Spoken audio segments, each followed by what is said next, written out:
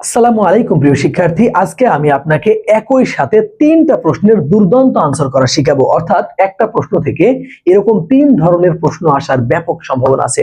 আসুন আমরা শিখি।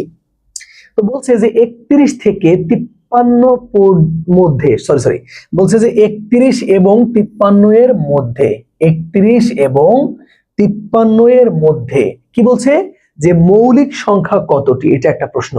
2 নম্বর প্রশ্ন হচ্ছে মৌলিক সংখ্যার যোগফল কত, এটা আর একটা প্রশ্ন। বলছে বৃহত্তম এবং ক্ষুদ্রতম সংখ্যার বিয়োগফল কত, এটা আর একটা প্রশ্ন। এখন এইখানে কিন্তু একটা মজার বিষয় আছে, যেটা আপনাকে খুব সুন্দর করে বুঝতে হবে। সেটা হচ্ছে যে 31 থেকে 53 পর্যন্ত মৌলিক সংখ্যা কোনগুলা, এগুলো আপনাকে আগে বুঝতে হবে। তো দেখুন, আমরা বলতে পারি যে 31, তারপরে 37, তারপরে 41, তারপরে 43, আর হচ্ছে 47, আর কত বলুন তো 53। ফাইন।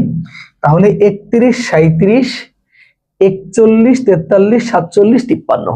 এখন আমরা দেখছি মৌলিক সংখ্যা 1টা 2টা 3টা 4টা 5টা 6টা। কিন্তু এখন আমি আপনাকে বলি, এইটা হইলে হবে না। আপনাকে প্রশ্নের আগে যে ভাষাটা সুন্দর করে বুঝতে হবে। সেই ভাষাটা কি বলছে? 31 এবং 53 এর মধ্যে মৌলিক সংখ্যা কয়টা?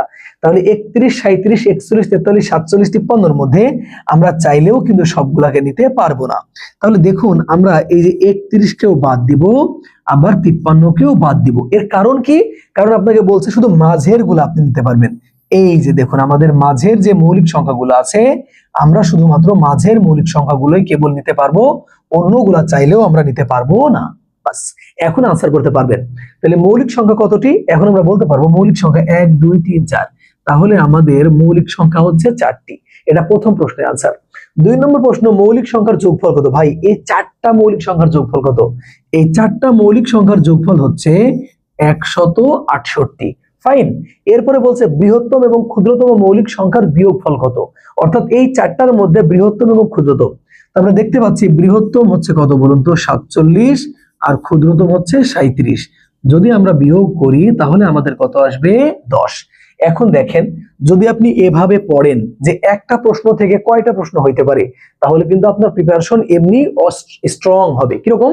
যে 31 এবং 53 এর মধ্যে মৌলিক সংখ্যা কতটি, আসতে পারে যে ওদের যোগফল কত, আসতে পারে যে বৃহত্তম ক্ষুদ্রতম সংখ্যার বিয়োগফল কত। আমার বিশ্বাস এই পুরো ব্যাপারটা আপনি বুঝতে পারছেন।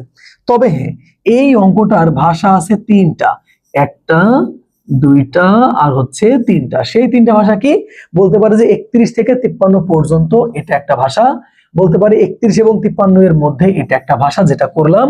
আর এটা বলতে পারে 31 থেকে 53 এর মধ্যে। এই 3টা ভাষা নিয়ে কোনো একদিন আবার লাইভ ক্লাসে আপনাদেরকে খুব সুন্দর করে দেখাবো ইনশাআল্লাহ। ভালো থাকুন, আবার দেখাবো ইনশাআল্লাহ। সালামু আলাইকুম ওয়া রাহমাতুল্লাহ।